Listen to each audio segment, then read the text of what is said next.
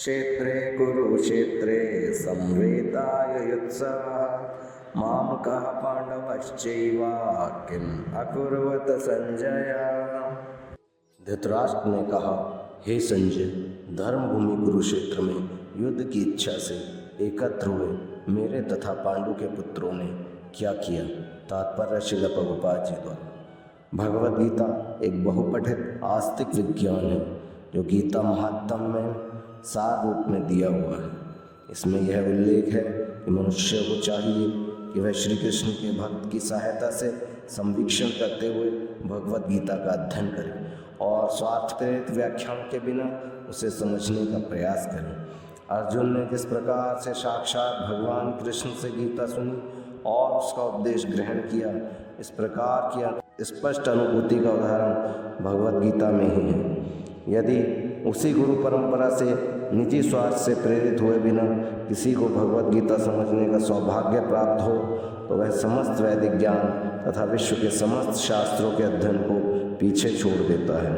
पाठक को भगवद गीता में न केवल अन्य शास्त्रों की सारी बातें मिलेंगी अपितु ऐसी बातें भी मिलेंगी जो अन्यत्र कहीं उपलब्ध नहीं हैं।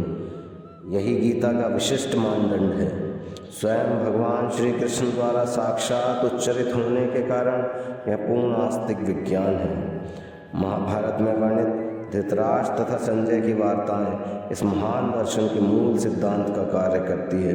माना जाता है कि इस दर्शन की प्रस्तुति धर्मक्षेत्र के युद्ध स्थल में हुई जो वैदिक युग से पवित्र तीर्थ स्थल रहा है। इसका प्रवचन भगवान द्वारा मानव जाति के पथ प्रदर्शन हेतु तब किया गया जब इस लोक में स्वयं उपस्थित थे। धर्मक्षेत्र शब्द सार्थक है क्योंकि कुरुक्षेत्र के युद्ध स्थल में अर्जुन के पक्ष में श्री भगवान स्वयं उपस्थित थे। कौरवों का पिता धृतराष्ट्र अपने पुत्रों की विजय की संभावना के विषय में अत्यधिक संदिग्ध था।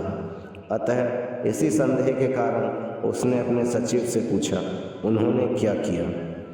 वह आश्वस्त था कि उसके पुत्र तथा उसके छोटे भाई पांडु के पुत्र कुरुक्षेत्र की युद्ध भूमि में निर्णयात्मक संग्राम के लिए एकत्र हुए हैं। फिर भी उसकी जिज्ञासा सार्थक है। वह नहीं चाहता था कि भाइयों में कोई समझौता हो, अतः वह युद्ध भूमि में अपने पुत्रों की नियति के विषय में आश्वस्त होना चाह रहा था।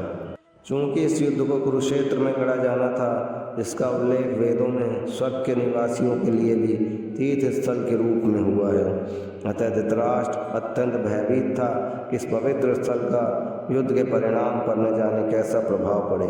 उसे भली भांति ज्ञात था कि इसका प्रभाव अर्जुन तथा पांडु के अन्य पुत्रों पर अत्यंत अनुकूल पड़ेगा, क्योंकि स्वभाव से वे सभी पुण्य आत्मा थे।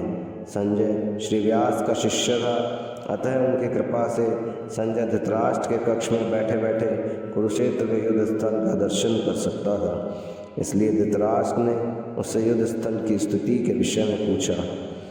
पांडव तथा धृतराष्ट्र के पुत्र दोनों ही एक वंश से संबंधित हैं, किंतु यहाँ पर धृतराष्ट्र के वाक्य से उसके मनोभाव प्रकट होते हैं। उसने जानबूझकर अपने पुत्रों को कुरु कहा और पांडु के पुत्रों को वंश के उत्तराधिकार से विलग कर दिया।